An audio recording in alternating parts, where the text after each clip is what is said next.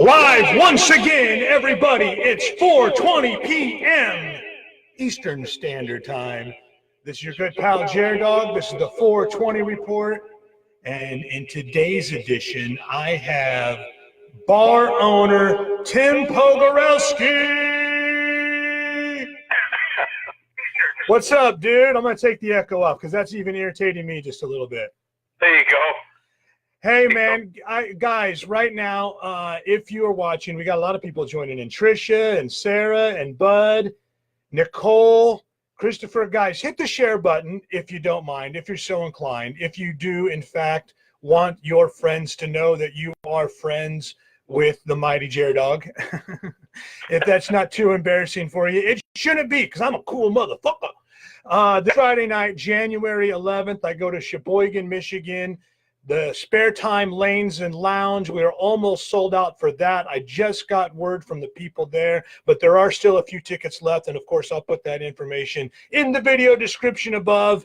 And then this Saturday night, I go to Joe's Bar in Alpena, Michigan. That one is definitely sold out. There may be still a few available on a standby list. So if you want to be on the standby list, just let me know. And of course, if you're watching this video, you're probably one of my friends anyway. So I'll do whatever I can to get you into the show, even if it is already sold out.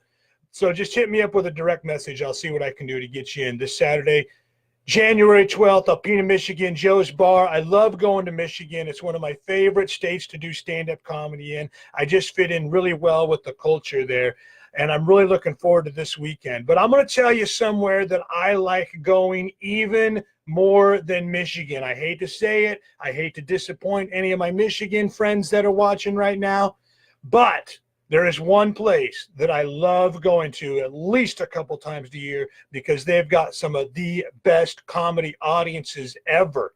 I mean, ever. That's not an overstatement whatsoever. I'm talking ever in the history of the world. Some of the best comedy audiences can be found at The Room, aka BOXCARS Pub Grub Comedy Night, the first Wednesday of the month that goes from October through April, and they have been selling out shows, pretty much every show for like the last 4 or 5 years. And I've got the amazing, the genius, the man behind the myth, the Wizard of Oz, the guy behind the curtain pulling all the strings to make it happen, Tim Pogorelski, on the phone with me right now. What's up, Tim Pogorelski? How you doing, buddy? Wow, I don't know if I can live up to that introduction or not. Hey, dude, it's all true, man. You know, you have done what I have always felt was possible, and that is transform a small town bar, neighborhood bar, bar and grill, tavern that has a good reputation. Of course, you got to have a good reputation, and what you do, you and Randy have done a great job there with BOXCARS, but you have actually done something that a lot of people would say is impossible, and that is actually transform your place, even if it's one night only, into an A-list comedy club. Well, thank you. Yeah, that's Willie Farrell was there last night, and man, he's been around for 30 plus years, and was very complimentary, and it was nice to hear, and it makes you feel good that the work you put into it, and it transformed. We did something different last night. We always have the big screen down, showing stuff, and then we always shut it off, and it's just a big white screen. It's always bugged me. We found a thing that's just like a stars, and it just shows a black sky and a bunch of stars in it, and looks much cooler. So I mean, thinking about that last night, going, it's always evolving. You're always trying to make it better, and but thanks to you, Willie asked me last night how this shit all got started, and I just got a cold letter in the mail one day, and I thought, hell, we talked about that. I said I can sell 50 tickets, no problem. Is what we started out doing, and 50 tickets. Now we're at 60, and shit, I wish we had 100, but Sure. 60 is all we can do, and we were trying to think last night. It's been it's like 5 or 6 years, hasn't it? I would say so. In fact, I still have the Blue Moon sign made out, I think it's made out of aluminum or something, actually. I've got it here where you guys signed it. I'm looking for the date. Yeah. No, it was 2011. It was like 7 years ago, dude. Wow. It was 2011.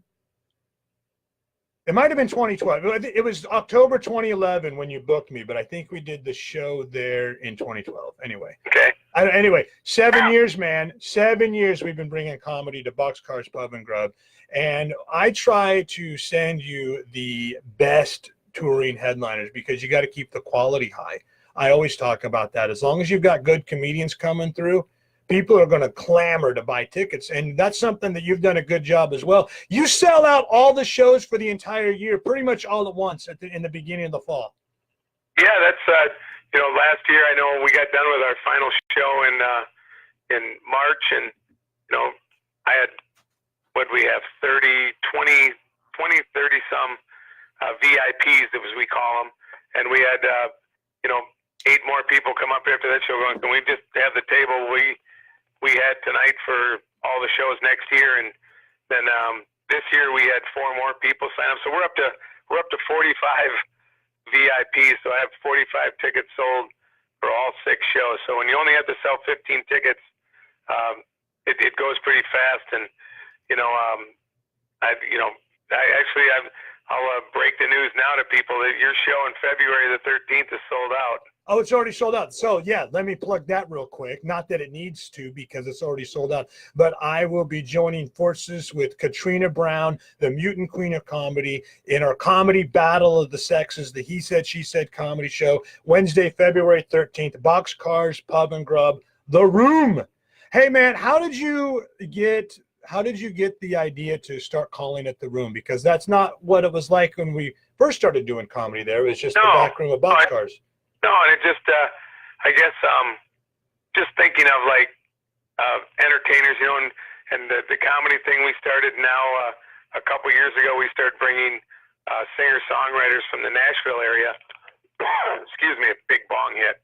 And, no. You're hitting it early, man. It's the 4:20 report, but it's only 3:20 Central Time. Yeah. Well, I always like. It's always 4:20 somewhere. That's right. I always set my watch for Eastern time, you know. But no, and so we just got thinking, you know, and even the comedians, it's like coming in, it's like, you know, you go to a club and it's got a name or, you know, funny whatever, Funny Bone, something like that. And yeah. Well, we just decided, and we're kicking it around, and so the room at the corner of Front and Allen, and you know, we had a real cool sign made that we have up, and we have some instruments up on the wall, and it's evolving. We got, you know, when you walk in the archway, we have the comedian posters that we've had of all the different people we've had in there, and just make it sound different. So, and you know, if somebody's like, hey, where you got a gig in Wisconsin, where at, instead of just, you know, Boxcars Pub and Grub, which, I mean, I'm proud of that.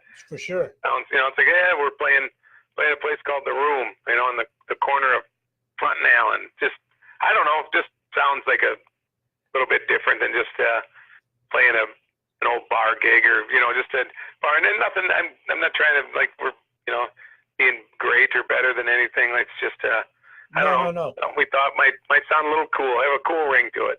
Well, it does sound cool. And, you know, one of my favorite stories that you tell me a lot. I've heard, I mean, going on 7 years now of doing monthly comedy nights there, it's probably at least every other show you do, I hear the story about the comedian who pulled some strings, called in a favor, convinced them to drive out to the middle of nowhere, fucking Wisconsin, and do this little bar and pub and grub. And then they show up and they're already somewhat suspicious because Clinton, Wisconsin is a very small town, and you're located right next to the railroad tracks, and you don't know what the hell to expect. And then you walk in and there'll be the pool table there, the dartboard, the jukebox. You walk in the front door, it looks like you're just your standard corner bar. And I love how you will sometimes fuck with the comedians when you can see the defeated look on their face. You're like, what the hell has JerDog got me into this time? Am I going to be doing a show next to the freaking dartboard? And then you'll be like, oh, yeah. And then you have your little karaoke machine set up there. You go, yep, that's where you'll be performing. There's the stage. And then you just see that completely defeated look overcome their face, and then you're like, I'm fucking with you, dude, it's back here. And then you take them to the next room, it looks like an A-list comedy club, and then they just completely light up. How many times you pulled that gag? quite a few. And last night Willie came in and he had his cousin with him, and he said the Italians always travel in pairs. So he comes in, he's like, hey, where are we playing? And I'm thinking like, well, I'm not gonna piss this guy off. He might fucking off me or something. So it's like, yeah, not in here. It's the other room, and go look at it. But I've done that a few times, and it's like, and mainly to the ones, and it's, you can kind of read them. They come in, and it's like they kind of got a little salty attitude already, and and the hotel that we put everybody up in Beloit, it's it's clean, it's small, it's locally owned by friends of mine, which is one of the reasons that I put people in there, and it's connected to a bar. Right. That's perfect. But it's not the frickin' Hilton, and so I don't know if they get a bad taste or whatever. I'm not sure, and they come in and it's just like, hey, where we play at, yeah, right there, and just right to the left of the door as you walk in, Which is a nightmare for comedians, because I've been set up in those situations before many times, where even if they have a stage that they use for all of their events, like their live music or their DJs, they, for some reason, in their brilliance, decided to put the stage next to the fucking front door of the place. So anytime new customers walk in or out, it's a complete distraction. I've been set up in a situation like that many times. And there's so many jokes and roasts that you can pull on the fuckers walking in through the door, interrupting the show. After a while, it just gets old. When you're up there for 90 minutes and you got to deal with that every 2 minutes, it can kind of throw the show completely off. So I understand the concern that comedians have when you tell them, yeah, you got to perform right next to the fucking door. But that's also a really good joke, because then you show them like best possible performance environments they can hope for. Yeah, and it was, like I said, and Willie, and I made a habit of, since we've, because even in the room, as we call it, has changed from where we did it the first time. It was at the one end, and now it's kind of in a little bit more intimate setting, kind of, and it works better for the flow of the waitress coming in and out and stuff like that. And we had to have the other doors open before, and that was kind of by the front door. People could just stick their head in. It's like, hey, what's going on? Now, the doors can all be closed, and it's transformed a little comedy club for a night, Absolutely. But, so I always ask them, what do you think? And be honest, please. And Willie's like, man, he goes, I've been doing this for 30 some years, and he goes, this is as cool a place as I've been in, as far as just a little comedy club, an intimate comedy club. And so he was great, man. Anybody out there gets a chance to see Willie Farrell, go see him. I mean, you might not want to sit in the front, but that didn't matter last night either. No, the whole crowd is the front row. A lot of comedians, they pull that amateur move where they pick on people because they're in the front row. They might even be guys that have been in the business for years and years and years, but the best they can think of is just to fuck with people in the front row. I don't like that, because it actually teaches people not to sit up front, and that throws us off as comedians. If you are going to use the audience for participation and involvement bits, you need to use the entire audience, not just the people in the front row. You got to go to the people in the back. You got to include everybody. And that's something I think Willie does a really good job. Even if he doesn't have a cordless microphone, I've seen him a lot of times take the corded microphone all the way through the entire crowd, completely off the stage and everything, go right up to people's tables and kind of talk to them interview style. Yeah, and that's, And he doesn't do it in a mean way either. It's fun. It's fun. It's not picking on people. It's inclusion. And it was, and at our place, the stage is up there, and it's pretty tightly put in there, so he couldn't really get down and walk around. But it's not that, just the way the room is laid out, you can see everybody from the stage, even with the lights on, the stage lights on and stuff. And yeah, he was picking on people in the back, and it didn't matter, and it was just hilarious. You could just tell that what an aged veteran he was at that, because it didn't matter what anybody threw out at him, what they did or anything, and that's it. One guy, it's like, so what do you do? He goes, oh, I masturbate. And he had some comeback for that was just hilarious. You could tell nothing was throwing him off guard. Right. Yeah. Well, Willie's approach is similar to my own where, and I don't want to, I don't mean to speak for Willie, but we've talked about it when we've worked together. And He was very complimentary of you last night as we spoke after the show. Yeah. What'd he say? Oh, just hard working and how, the youngster that you were and how you've become that age veteran like himself. And I mean, it's, as an equal. Damn, he didn't speak of you. He spoke of you as being an equal, to him, and I would take that as a pretty highly compliment, because man, he's been all over. Well, I definitely take that as a compliment because I remember working with Willie Farrell, 1994, 1995 maybe, and I had just started. Like I had just put together 8 really shitty minutes of material. Yeah, you had to be pretty wet behind the ears back then. I was told, I didn't know what I was doing at all. It was just a dare from my college friends, and then I got hooked on it. And so we would have comedians come in once a month to play at the student union at the college that I went to. And I knew the person that coordinated all of those shows. So I asked if they could use an MC and I could open up for the guys that came through. And Willie was one of the very first ones that came through that year.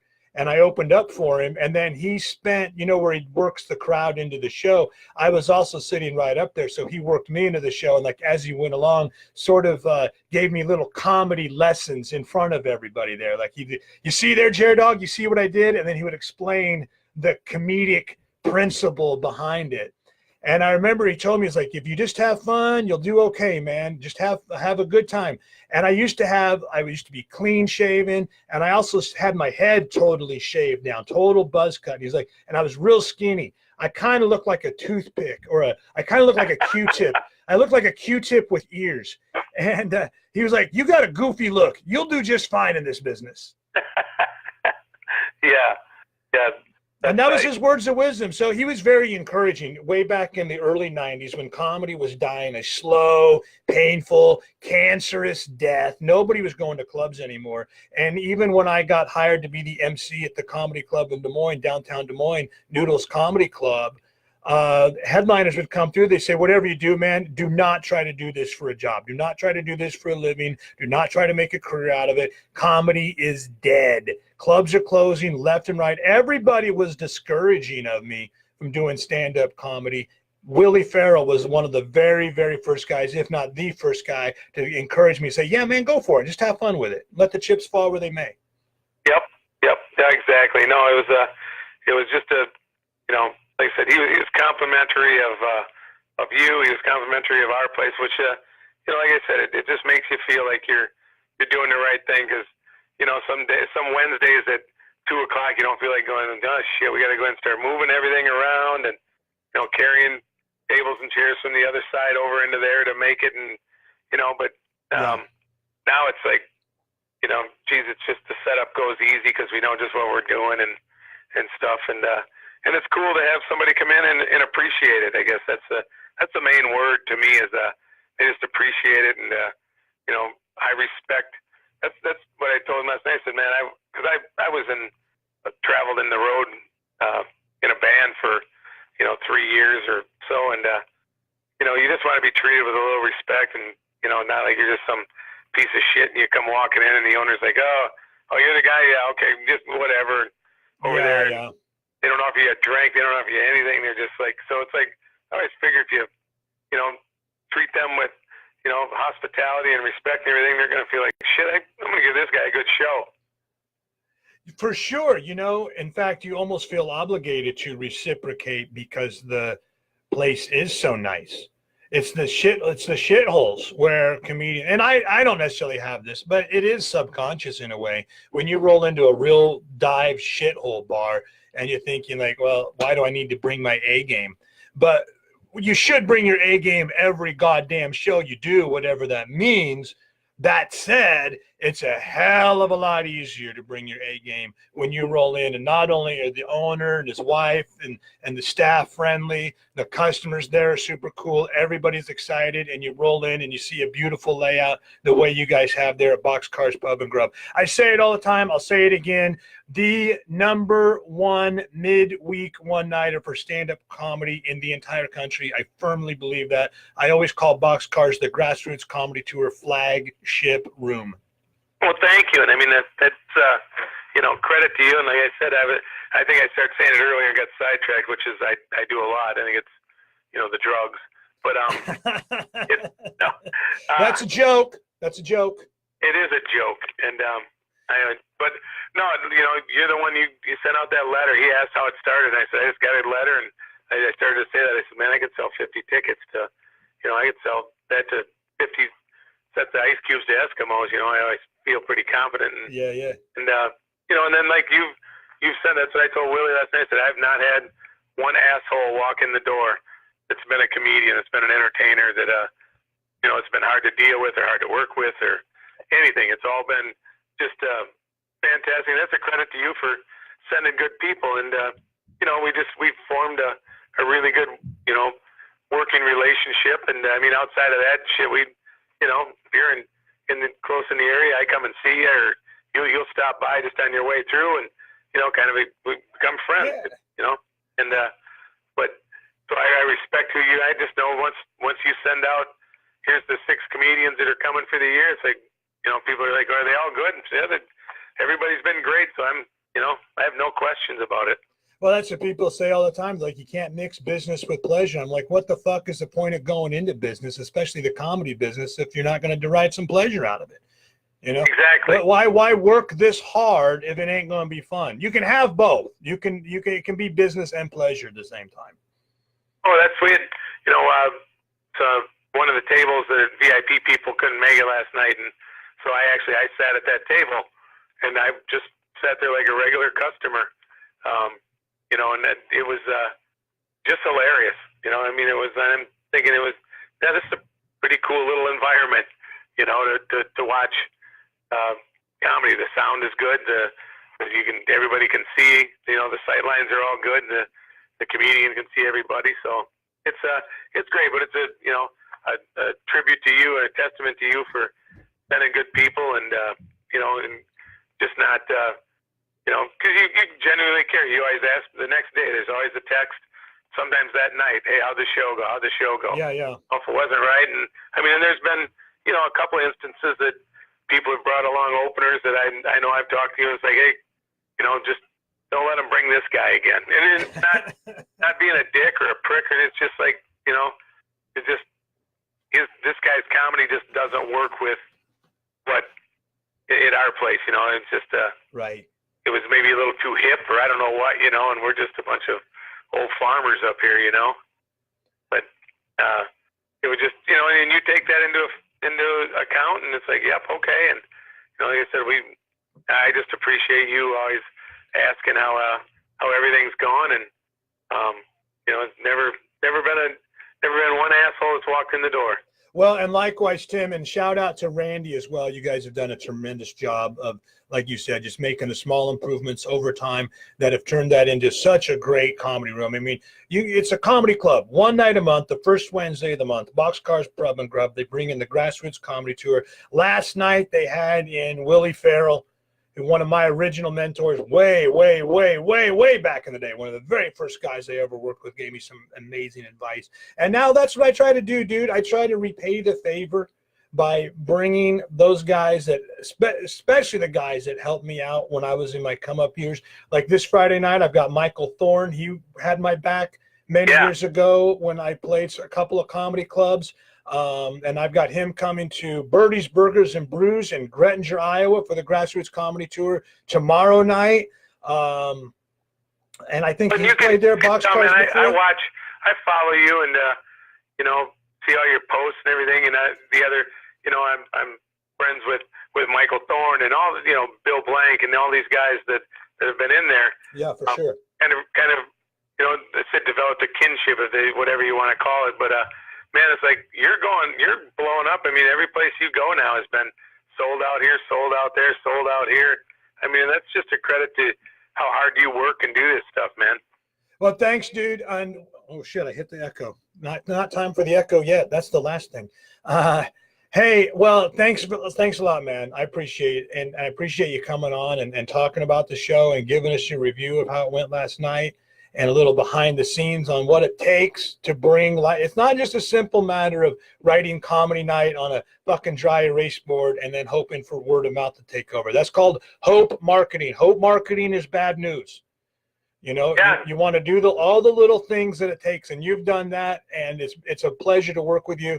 And I'm going to wrap this video up now. Anybody watching, I'll be coming back live with more videos over the weekend. I go to Sheboygan, Michigan tomorrow night. Spare Time Lanes and Lounge. There's still a few tickets left open for that.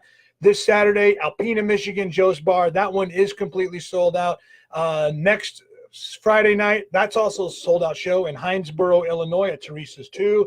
Next Saturday, I go to Morganfield, Kentucky to the Eagles Club with my co-star Daryl Moon. And we will also be joined by the world's sexiest time-traveling game show host, Mink Winkleton, for the Screwlywed game, basically the rated R version of the Newlywed Game. We're doing that next Saturday, January 19th at the Eagles Club in Morganfield, Kentucky. I'll be doing a show in your neck of the woods, Tim, Muskego, Wisconsin at the Suburban Bourbon, Friday, January 25th. And then Saturday, January 26th, I head back to my neck of the woods, Grinnell, Iowa at Hotel Grinnell. One last question, Tim, before we wrap up. Yep. If you got time. I got time, and I got to say, I take that back. The only one that's ever been a dick is Mike Marvell. He's just an ass. I'll pass that along. He needs to get his shit together. He wrote on there, Boxcars is the best because of Randy. I'm going to give that a love. That's a dick. Mike Marvell, the couch commander, another guy, one of the very first guys that gave me a road gig in my come up years because he had a show going, which he still has going many, many, many years later in Platteville, Wisconsin, a place called the Arthur House. And they've been doing shows on the weekly for like 15 years now, I got to say, at least, maybe even more. Yeah. So I interrupted you. So what was your question so we can wrap this up? Yeah, final question, two-part question for the two people who are watching right now. And hit the share button if you don't mind, so that way we can get some more people exposed to the 420 report. Here it is, two-part question, Tim. Who is your favorite comedian and why am I? Well, you're the the favorite. And by far, and probably just because you're just real. Excellent answer. Ladies and gentlemen, big round of applause for my guest today, guest caller on the 420 report. Let's hear it for Tim Pogorelski. Thanks for watching, everybody. I'll be back tomorrow, 420. Well, no, I won't be back tomorrow, 420. I'll be on the road at 420, head to Sheboygan, Michigan. Spare Time Lanes and Lounge. Still tickets available for that one. I'll put the information in the description above or in the comments, wherever you're watching from right now, live or on the replay. Comment that as well, and I'll let you know when I'll be coming to your area soon. Otherwise, be on the ready. I'll be doing more live videos from the great state of Michigan over the weekend from the green room. I'll see you then. Be back on Monday at 4:20 p.m. or as close as possible. Eastern time. Until then, dog bless America. Thanks, Tim. Thanks, buddy. That was fun, dude. Yeah. Thanks. I get rambling sometimes. Sorry about that. No, it's perfect. I like it. Yeah. Oh, Bud says bravo. But no. I mean, Willie was fuck. I mean, I just sat there in stitches. He just fucked. There's this one big guy, and Jake and Vivi. You might have met him over the years, and she's a Mexican looking woman, not bad looking, and your husband's this fucking big guy, and a Mexican, but it's like Jake fucking with Jake, and he's like half Mexican, you can tell he's Mexican, and his last name is like Nadowski or something like that. He says, "You're fucking Mexican Polak," Yeah. And he's a landscaper. He goes, "Oh, he goes, fucking obviously." He goes, "Oh, hopefully you're more Mexican landscaper than a Polish. You know, you just planted a fucking shrub in my middle of my driveway, you fucking Polak. So, he just kept fucking with it. And I mean, and they loved it. He was just, you know, great. I mean, everybody that was there, and I mean, just nice guy.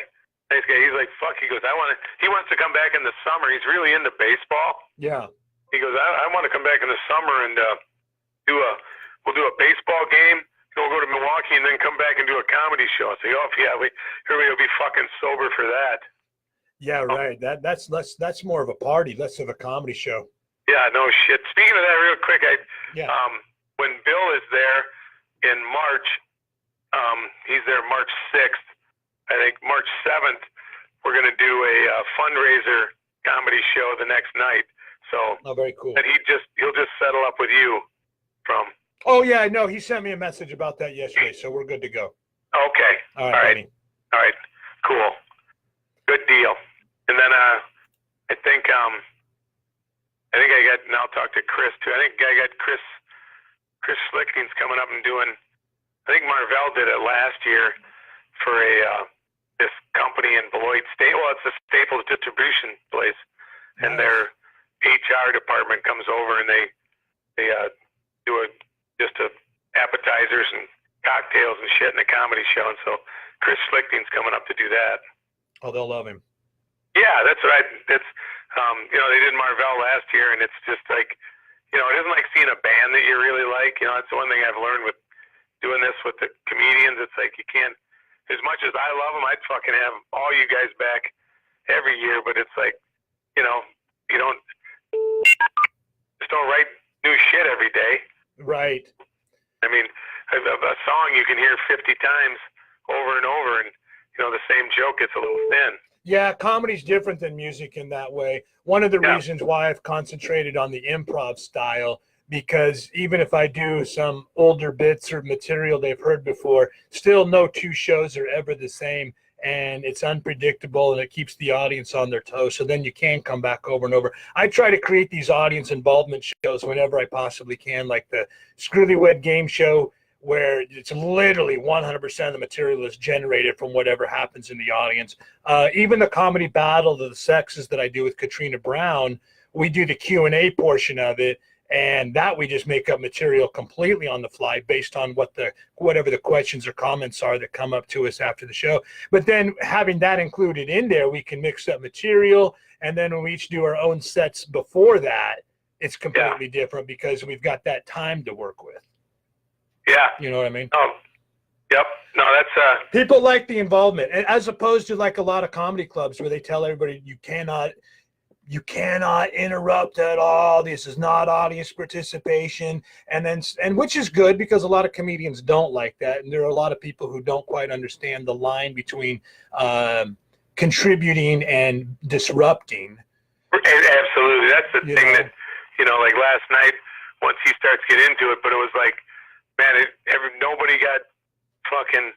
Like I said, the one guy was trying to be cute. What do you do for a living? I masturbate. Well, you dumb fuck. Why would you say that to a comedian? No shit. No. Especially a good one. You're not going to throw him off. If you think you're going to throw this guy, and he just came back and buried him. Not in a bad way, just in a humorous way. Sure. And and even like 5 minutes later. There was an opportunity came up and he fucking, unlike, Dave and Matt, I don't remember what he said. Yeah. It was like, it's just like, fuck. He was very good. You could just tell he just a pro, he's been doing it for years.